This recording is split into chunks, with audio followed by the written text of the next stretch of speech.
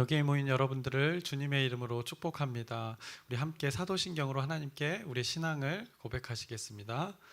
전능하사 천지를 만드신 하나님 아버지를 내가 믿사오며 그 외아들 우리 주 예수 그리스도를 믿사오니 이는 성령으로 잉태하사 동정녀 마리아에게 나시고 본디오 빌라도에게 고난을 받으사 십자가에 못 박혀 죽으시고 장사한 지 사흘 만에 죽은 자 가운데서 다시 살아나시며 하늘에 오르사 전능하신 하나님 우편에 앉아 계시다가 저희로서 산 자와 죽은 자를 심판하러 오시리라. 성령을 믿사오며 거룩한 교회와 성도가 서로 교통하는 것과 죄를 사하여 주시는 것과 몸이 다시 사는 것과 영원히 사는 것을 믿사옵나이다. 아멘. 살아계신 하나님 아버지, 오늘도 우리에게 새날 새 생명 허락해 주심을 감사합니다. 오늘도 어김없이 이 시간에 이른 시간부터 하나님의 뜻을 구합니다. 먼저 하나님의 나라를 구합니다. 구하는 우리 하나님의 자녀들, 하나님의 지체들에게 하나님께서 하나님의 뜻을 말씀하여 주시옵소서. 청정하게 싸우니 하나님께서 그 말씀을 각자 삶 가운데 말씀하여 주시옵소서. 그래서 하나님의 말씀을 우리의 시간들 속에 살아내고 하나님의 말씀을 이뤄내는 우리 존재들로 살아가게 해 주시옵소서. 하나님의 지혜와 위로부터 오는 지혜와 그 명철로 우리 오늘 하루 살아가게 해 주시옵소서. 예수님의 이름으로 기도드렸사옵나이다. 아멘. 함께 찬송가 91장 찬양하시겠습니다. 새 찬송가 통일 찬송가 모두 91장입니다. 슬픈 마음 있는 사람 찬양하시겠습니다.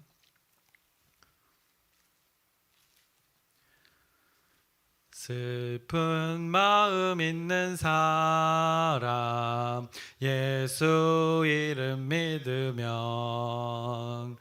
영원토록 변함없는 기쁜 마음 얻으리. 예수의 이름은 세상의 소망이요 예수의 이름은 전국의 기쁨일세.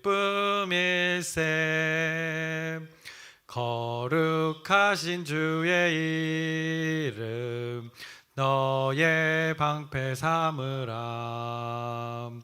환난 시험 당할 때에 주께 기도드려라. 예수의 이름은 세상의 소망이요 예수의 이름은 전국의 기쁨일세. 존귀하신 주의 이름 우리 기쁨 되도다. 주의 품에 안길 때에 기뻐 찬송 부르리. 예수의 이름은 세상의 소망이요 예수의 이름은 전국의 기쁨일세.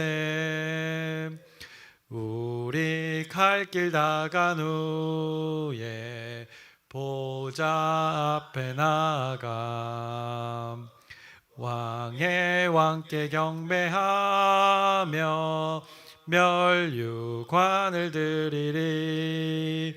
예수의 이름은 세상의 소망이요 예수의 이름은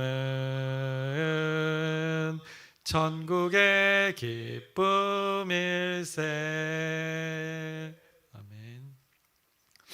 오늘 함께 나누실 말씀은 열왕기하 12장 4절부터 마지막 절 21절까지의 말씀입니다. 열왕기하 12장 4절부터 21절까지의 말씀입니다.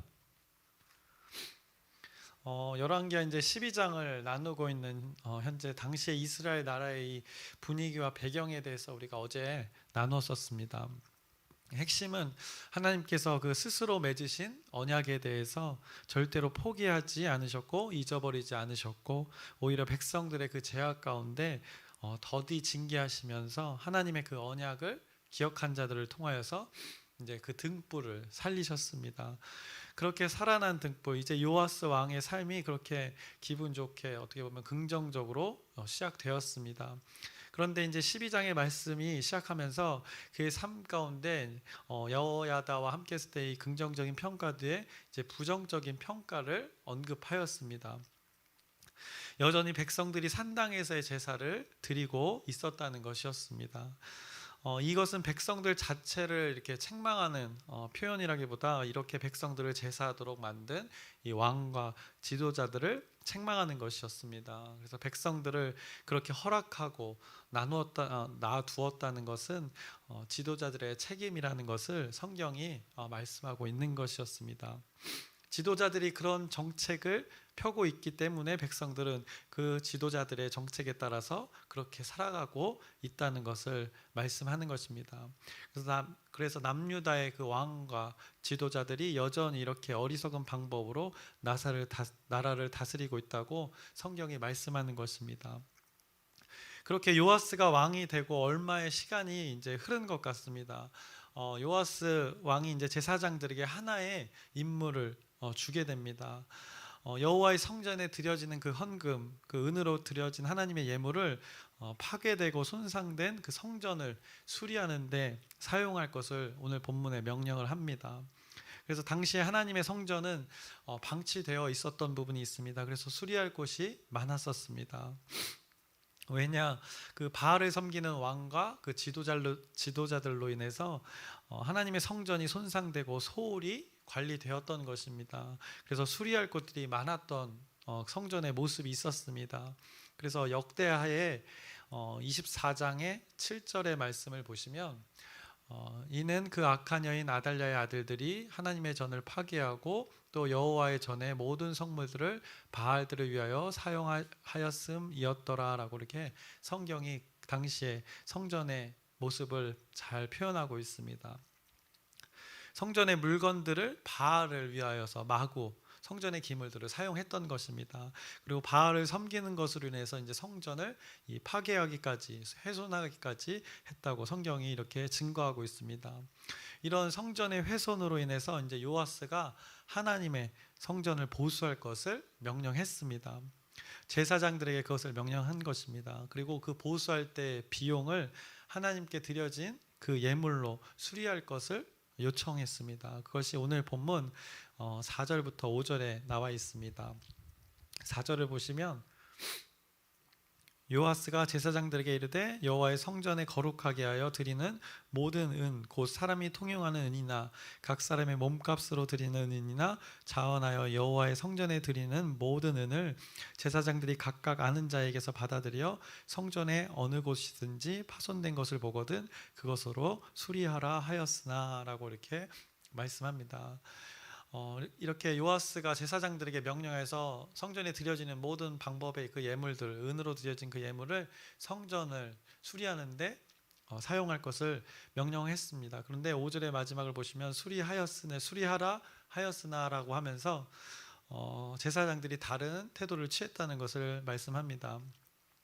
그래서 그 왕의 명령대로 제사장들이 했을까요? 안 했을까요? 결국에는 안 했다는 것입니다. 그 왕의 선한 명령을 제사장들이 하지 않았다는 것입니다. 이 제사장들의 어두워진 그 모습을 성경이 지금 고발하고 있는 것입니다. 그래서 6절을 보시면 요아스 왕 제23년에 이르도록 제사장들이 성전의 파손한 데를 수리하지 아니하였는지라 라고 이렇게 그들의 모습, 제사장들의 모습을 성경이 말씀하고 있습니다. 요아스 왕이 제사장들에게 언제 이것을 요청했는지 정확히는 모르나 꽤나 많은 시간 동안 말을 안 들었던 모양입니다. 그래서 요아스 왕이 이 제23년에 이르도록 수리하지 않았다고, 성전을 수리하지 않았다고 성경이 그 제사장들의 죄악된 모습을 오늘 언급하고 있습니다. 제사장들이 일단 왕의 명령을 듣지 않았습니다. 하나님께서 세우신 왕이라는 개념이 그들에게 어떻게 보면 없었던 것입니다. 불순종하는 이 제사장들의 모습을 보게 되는 것입니다. 그리고 하나 더, 명령의 내용이 이 성전을 훼손된 성전을 보수하는 일이었습니다. 그 중요한 일을, 제사장들이 성전에서 늘 활동하고 생활하는 것인데 그 중요한 일을 그들이 하고 있지 않았던 것을 말씀합니다. 그로 인해서 이제 하나님의 성전이 바알을 섬기던 때부터 훼손된 그대로 방치되었던 것입니다. 하나님을 예배하는 장소이고 하나님의 언약궤가 존재하면서 어떻게 보면 하나님의 임재가 그곳에 있는 곳인데, 그것을 제사장들이 이렇게 소홀히 했다는 것은 어떻게 보면 마치 요즘으로 따지면 이 말씀에 전무해야 할 자, 저 같은 역할을 맡은 자들이 이 하나님의 말씀을 소홀히 하는 것과 같은 것입니다. 제사장들이 무엇에 관심이 있었기에 이렇게 왕의 명령을 무시하고 하나님의 성전을 수리하는 일에 지체했던 것일까요? 분명 그들이 딴 것에 관심을 가졌던 것이 분명합니다. 그것을 오늘 성경이 책망하고 있는 것입니다. 하나님께서 책망하고 있는 것입니다. 그래서 이에 요아스가 이제 대처를 합니다. 여호야다와 그 다른 제사장들을 불렀습니다. 그리고 성전에 드려지는 그 예물들을 제사장들 너희가 받아서 이제 직접적으로 관리하지 말고 예물을 받는 대로 이 성전 보수하는 일에 그 담당자에게 맡겨서 바로 그 보수하는 일에 사용하라고 명령을 합니다. 그래서 제사장들이 이제 백성들에게 은을 직접 받지도 않고 그것을 제사장들이 받아서 수리하는 데 관여하지 않기로 서로 이제 동의를 했습니다. 그래서 한마디로 백성들로부터 직접적으로 예물을 받지 않기로 한 것입니다. 제사장들이. 그리고 성전 보수는 이제 보수하는 사람들을 통해서 직접적으로 처리하기로 했던 것입니다. 이것을 이제 7절, 8절에 말씀하고 있습니다. 요아스 왕이 대제사장 여호야다와 제사장들을 불러 이르되 너희가 어찌하여 성전에 파손한 데를 수리하지 아니하였느냐. 이제부터는 너희가 아는 사람에게서 은을 받지 말고 그들이 성전에 파손한 데를 위하여 드리게 하라. 제사장들이 다시는 백성에게 은을 받지도 아니하고 성전 파손한 곳을 수리하지도 아니하기로 동의하니라 라고 이렇게 말하고 있습니다. 이제 성전에 드려지는 그 예물을 투명하게 관리하겠다는 것입니다. 그래서 9절부터 16절까지의 말씀 좀 긴데 제가 부지런히 읽겠습니다. 9절부터 16절까지의 말씀입니다. 제사장 여호야다가 한 개를 가져다가 그것의 뚜껑에 구멍을 뚫어 여호와의 전문 어기 오른쪽 곧 제단 옆에 두매 여호와의 성전에 가져오는 모든 은을 다 문을 지키는 제사장들이 그 궤에 넣더라. 이에 그 궤 가운데 은이 많은 것을 보면 왕의 서기와 대제사장이 올라와서 여호와의 성전에 있는 대로 그 은을 계산하여 봉하고 그 달아본 은을 일하는 자 곧 여호와의 성전을 맡은 자의 손에 넘기면 그들은 또 여호와의 성전을 수리하는 목수와 건축하는 자들에게 주고 또 미장이와 석수에게 주고 또 여호와의 성전을 파손한 데를 수리할 제목과 다듬은 돌을 사게 하며 그 성전을 수리할 모든 물건을 위하여 쓰게 하였으되 여호와의 성전에 드린 그 은으로 그 성전에 은 대접이나 불집게나 주발이나 나팔이나 아무 금그릇이나 은그릇도 만들지 아니하고 그 은을 일하는 자에게 주어 그것으로 여호와의 성전을 수리하게 하였으며 또 그 은을 받아 일꾼에게 주는 사람들과 회개하지 아니하였으니 이는 그들이 성실히 이 일을 행할 일을 하였음이라. 속건제의 은과 속죄제의 은은 여호와의 성전에 드리지 아니하고 제사장에게 돌렸더라라고 오늘 이렇게 9절부터 16절에 말씀합니다. 투명하게 이 하나님께 드려진 예물들을 관리하겠다는 것입니다. 성전 안에서 아마도 제사장들이 어떤 그릇을 은으로 만든 은 대접이나 불집게나 주발이나 이런 명목으로 많은 것을 이렇게 취했던 것을 이 말씀을 통해서 유추할 수 있습니다. 그렇게 하지 말고 성전을 수리하는데 직접적으로 미장이나 이 석수들에게 주어서 그 재료를 사서 이 시급한 이 하나님의 말씀이 존재하는 이 성전을 보수하라고 이렇게 명령을 내리고 있는 것입니다. 그래서 제사장들이 이 말씀을 통해서 유추해 볼 수 있는 건 제사장들이 따로 챙기는 것들이 있었다는 것입니다. 하나님께 드려진 예물을 제사장들이 잘못 사용했던 것들이 있었던 것입니다.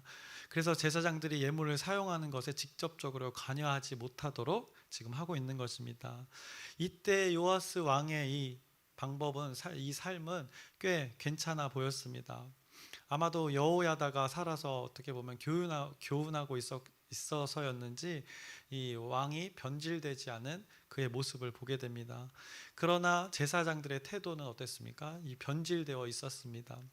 다시 한번 우리가 확인해 보자면 6절의 말씀을 보시면, 오늘 본문 12장 6절의 말씀을 보시면, 요아스 왕 제23년에 이르도록 제사장들이 성전에 파손한 데를 수리하지 아니하였는지라 라고 하면서 꽤나 수리하지 않았고, 또 중간에서 드려진 그 예물들을 자신들을 위하여서 오용하고 남용하고 있었던 것을 성경이 말씀합니다.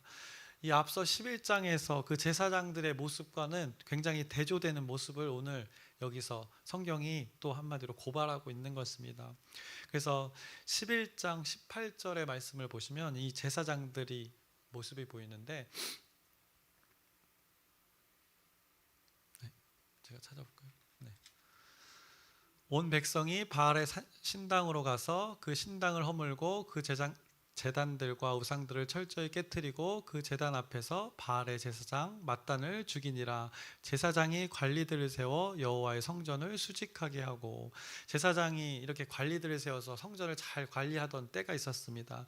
요아스가 왕이 되면서 이렇게 개혁할 때 이런 일들이 있었는데, 오랜 시간이 지나면서 이 제사장들이 훼손된 또 성전을 또 보수하지 않고 자신들을 위해서 착복하는 모습들을 성경이 말씀하고 있는 것입니다. 제사장들은 왕의 명령임에도 불구하고 성전을 수리하지 않았습니다. 오랜 기간 동안 수리할 부분들이 생긴 것인데 그대로 방치해 두었음을 분명하게 말씀합니다. 요아스가 왕으로 세워질 때와 그 처음 세워질 때와는 이 다른 모습을 분명하게 말씀합니다. 그래서 이 제사장들의 이 타락을 말씀하고 있는 것입니다. 변질된 그 제사장들의 모습을 말씀하고 있는 것입니다. 왕의 선한 명령을 듣지 않는 모습과 더불어서 이 투명하지 않은 그 하나님의 예물의 사용에 대해서 말씀하고 있습니다. 이것이 지금 남유다 제사장들의 모습이라고 말씀합니다. 결국에는 여호야다와 다른 제사장들을 불러 다시 한번 왕의 명령을 다시 전달하였고, 결과적으로 어쨌든 이 하나님께 드려진 예물을 투명하게 관리할 것을 제사장들이 이제 결국에는 동의를 하게 됐습니다. 여기서 백성들의 모습을 또 표현했습니다. 아까 9절부터 제가 16절을 읽었는데 그 모습 속에서 백성들의 모습을 살펴보자면 14절부터 15절의 말씀, 오늘 본문 12장 14절부터 15절의 말씀을 보시면, 그 은을 일하는 자에게 주어 그것으로 여호와의 성전을 수리하게 하였으며 또 그 은을 받아 일꾼에게 주는 사람들과 회개하지 아니하였으니 이는 그들이 성실히 일을 하였음이라 라고 이렇게 성경이 증언하고 있습니다. 백성들은 어떠했습니까? 시키는 대로 이렇게 성실히 잘 해내고 있는 모습을 성경이 말씀합니다. 제사장들은 한참을 수리하지 않고 이렇게 질질 끌면서 자신들의 유익을 위해 투명하지 않게 불법을 저지르고 있었는데, 그냥 착하고 이래 선한 백성들은 지도자들이 시키는 대로 그냥 성실히 자기의 역할을 해내는 것을 말하고 있습니다. 이런 지도자들의 판단과 결정에 이 좌지우지되는 어떻게 보면 백성들의 모습을 선한 모습을 보게 됩니다. 앞서 3절에서는 백성들이 여전히 산당에서 제사하는 그 안타까운 모습을 말해줬고, 오늘은 또 왕의 명령에 따라 이렇게 또 성실히 해내는 모습을 보게 됩니다. 결국 백성들은 이 지도자들이 어떻게 하냐에 따라서 그 영향을 많이 받는다는 것입니다. 예전에 우리가 사무엘서를 나눌 때 구약의 시대에 그 하나님의 말씀의 그 전달의 구조를 우리가 나누었던 적이 있습니다. 그래서 하나님의 말씀이 한 사람에게 주어지고 그것은 보통 왕이나 이 선지자에게 주어졌습니다. 그리고 그것을 하나님을 사모하는 무리들에게 또 전달되어지고, 그리고 왕이나 이 선지자를 통해서 결국에는 이 백성들에게 이 선포되어지는 이 구약 시대의 특별한 구조를 우리가 나누었었습니다. 근데 요아스 시대도 마찬가지입니다. 이 지도자들의 올바른 신앙이 이 백성들에게 당연히 영향을 주는 시기였음을 성경이 말씀합니다. 그래서 결국 지도자들의 그 신앙의 상태가 얼마나 중요한지를 성경이 오늘 본문에 말씀하고 있습니다. 그래서 어려움이 생기면 잘잘못을 따지기보다, 옳고 그름을 따지기보다 이 어려움과 문제 앞에 우리는 어떻게 보면 더 진실하게 기도하고 더 하나님과의 관계에서 집중해서 이 하나님의 뜻을 발견하고 적용하는 것이 어떻게 보면 그 지도자들의 몫이었고 또 우리 먼저 믿은 자들의 몫이 아닌가. 동일한 상황 가운데, 문제 가운데 먼저 믿은 자들의 성숙한 그리스도인의 모습이 아닐까 생각해 봅니다. 오늘까지의 본문을 보면 요아스가 뭐 그럭저럭 이렇게 잘 지내고 있는 것 같습니다. 그런데 18절에 이제 그때라고 말씀하면서 문제가 발생을 합니다. 그래서 아람 왕 하사엘이 이제 그때 남유다를 공격을 합니다. 북이스라엘도 이미 공격을 받았고 그 하사엘에게, 그리고 이제 남유다까지도 공격을 받는 상황입니다. 그래서 하사엘이 블레셋 지방의 가드를 점령하고 이제 예루살렘으로 올라오려는 참이었습니다. 이때 요아스의 행동을 성경이 또 말씀합니다. 그래서 17절부터 먼저 보시면 12장 17절 18절의 말씀을 보시면 그때 아람 왕 하사엘이 올라와서 가드를 쳐서 점령하고 예루살렘을 향하여 올라오고자 하므로 유다의 왕 요아스가 그의 조상들 유다 왕 여호사밧과 여호람과 아하시아가 구별하여 드린 모든 성물과 자기가 구별하여 드린 성물과 여호와의 성전 곳간과 왕궁에 있는 금을 다 가져다가 아람 왕 하사엘에게 보냈더니 하사엘이 예루살렘에서 떠나갔더라라고 이렇게 아람이 쳐들어오기 직전에, 쳐들어온 상태가 아니라 쳐들어오는 소식을 듣고 이런 행동을 요아스가 했습니다. 구별하여 드린 성물과 또 구별하여 드린 성물이라고 반복해서 지금 강조하고 있습니다. 구별되어서 드려진 예물, 하나님께 드려진 구별된 헌물을 지금 하사엘에게 바치고 있음을 이 어리석은 모습을 성경이 말씀하고 있는 것입니다. 하나님께 드려진 그 구별된 예물을 하사엘에게 바치는 요아스의 모습을 보고 있습니다. 아직 쳐들어오지도 않았습니다. 궁지에 몰린 것도 아닙니다. 소뚜껑 보고 놀란 가슴도 아니고 뭐 전쟁이 시작된 것도 아닌데 자신의 이 스스로의 판단으로 하나님께 드려진 예물을 적국에게 바치는 요아스 왕의 모습을 또 성경이 말씀합니다. 남유다가 어떻게 보면 이제 아람의 속국이 된 것입니다. 하사엘에게 뇌물을 바치고 조공을 바치는 상황이 벌어진 것입니다. 이 하나님의 통찰에 강력했던 그 다윗의 나라가, 솔로몬의 나라가 하나님께 드려진 예물을 오히려 이방의 나라에게 조공하는 나라가 된 모습을 성경이 말씀하고 있습니다. 요아스는 자신이 살 방법이 그것이라고 생각하고 판단했던 것입니다. 이 부분에 많은 부분이 생략되어져 있지만 성경은 그 요약된 그 핵심만을 오늘 말하고 있습니다. 이 하사엘이 쳐들어오는 상황 가운데 하나님의 마음을 요아스가 물었거나 또 제사장에게 권면을 요청했거나 장로들의 의견을 들은 것이 아니라 자신이 스스로 판단하고 결정했던 것입니다. 전혀 하나님께 물었다는 얘기, 들었다는 얘기, 하나님께서 말씀하셨던 얘기가 전혀 없습니다. 요아스가 성전을 보수하는데 이 하나님의 예물, 드려진 예물을 쓰긴 하였으나 이 자신의 위협 앞에서 하나님의 예물을 헛되이 함부로 사용하는 모습을 오늘 12장에서 보게 됩니다. 그러면서 딴 얘기를 성경이 하지 않고 이제 요아스의 죽음을 성경이 말씀합니다. 20절의 말씀을 보시면 요아스의 신복들이 일어나 반역하여 실라로 내려가는 길가의 밀로궁에서 그를 죽였고라고 말씀합니다. 뭐 특별한 언급 없이 바로 요아스의 죽음을 말하고 있습니다. 성경이 말하고자 하는 바가 분명히 있는 것입니다. 성전의 예물을 아람 왕에게 바치고 나서 나머지 일들에 대해서는 성경에 관심이 없고 바로 요아스의 죽음에 대해서 말하고 있는 것입니다. 요아스의 삶의 모습에서 예물을 사용하는 것에 이 하나님의 관심이 있으신 것을 말하는 것입니다. 그가 하나님께 이 드려진 예물을 어떻게 사용했는가를 아주 분명하게 대조해서 지금 오늘 12장에서 말씀해주고 있습니다. 그래서 제가 어제도 말씀드렸지만 미리 읽어오시면 좀 도움이 될 것을, 그리고 반복해서 읽어도 좀 이해 안 되는 부분들이 있는 것은 이 성경을 읽다 보면 성경이 말하고 하는 바가 있어서 이렇게 뚝뚝 끊길 때가 있습니다. 흐름이 뚝뚝 끊기는 이유가 바로 여기에 있는 것입니다. 하나님의 관심사를 이렇게 핵심만 이 성경에 기록해 놨기 때문에 갑자기 다른 이야기들로 이렇게 전환되어질 때는 이 자세하게 이렇게 들여다보지 않으면, 또한 깊이 상고하지 않으면 우리가 쉽게 발견하기 어려운 것입니다.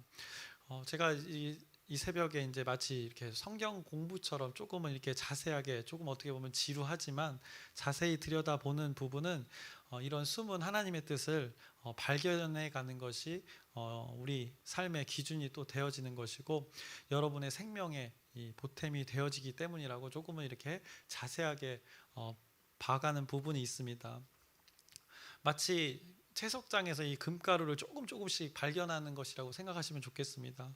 그 작업을 우리가 지금 하고 있는 것입니다. 성경을 계속해서 이렇게 우리가 흔들어 보면서, 자세히 보면서 눈에 잘 보이지 않는 그 금가루들을 지금 모으고 있다고 생각하시면 됩니다.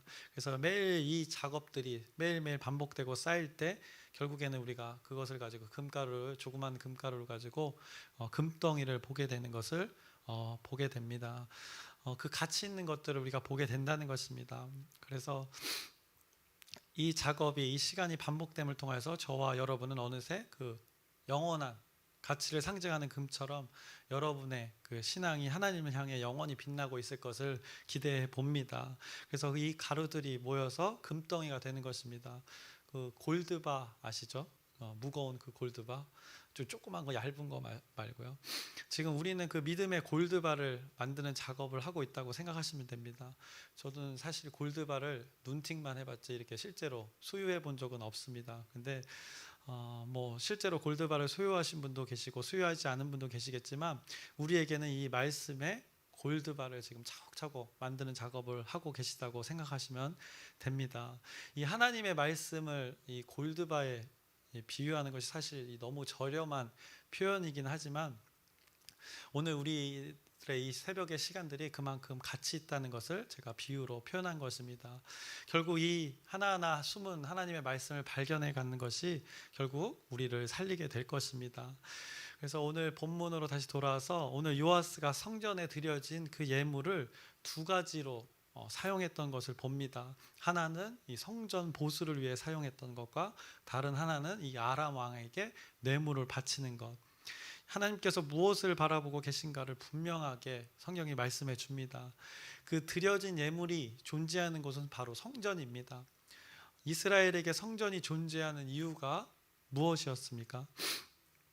여호와 하나님의 임재가 이스라엘 가운데 충만하기 위함의 목적으로 하나님께서 성전을 허락하신 것입니다. 그래서 그곳에 예물이 드려진 것입니다. 하나님의 임재에 감사하면서 늘 이스라엘 백성들이 자신들의 삶에 관여해 주시고 인도해 주시고 그 보호해 주심을 통해서 감사함으로 드려진 그 예물이 보관되는 장소가 바로 이 성전이었습니다. 그런데 그것을 관리하고 잘 이끌어야 될 제사장들과 왕, 지도자들이 그들 가운데 마음이 어두워진 마음이 있었고, 하나님과는 아무 상관없는 마음으로 결국에는 자기 자신들을 위한 일들을 위해서 성전의 그 참 의미, 그리고 드려진 예물을 훼손시켰습니다. 그래서 성전에 드려진 예물, 성전에 보관된 예물을 오용하고 남용하는 일들이 오늘 12장에 벌어진 것입니다. 그래서 성전에 드려진 예물을 제사장들이 자기 자신들을 위해 착복하고, 성전에 드려진 예물을 자신의 안위를 위해 아람 왕에게 뇌물로 바쳤습니다.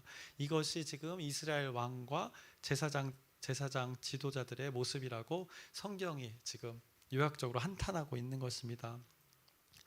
이들을 보았을 때 결국 무엇인가를 열심히는, 이들의 삶을 보았을 때 제사장들이나 왕은 결국 무엇인가를 열심히는 하였습니다.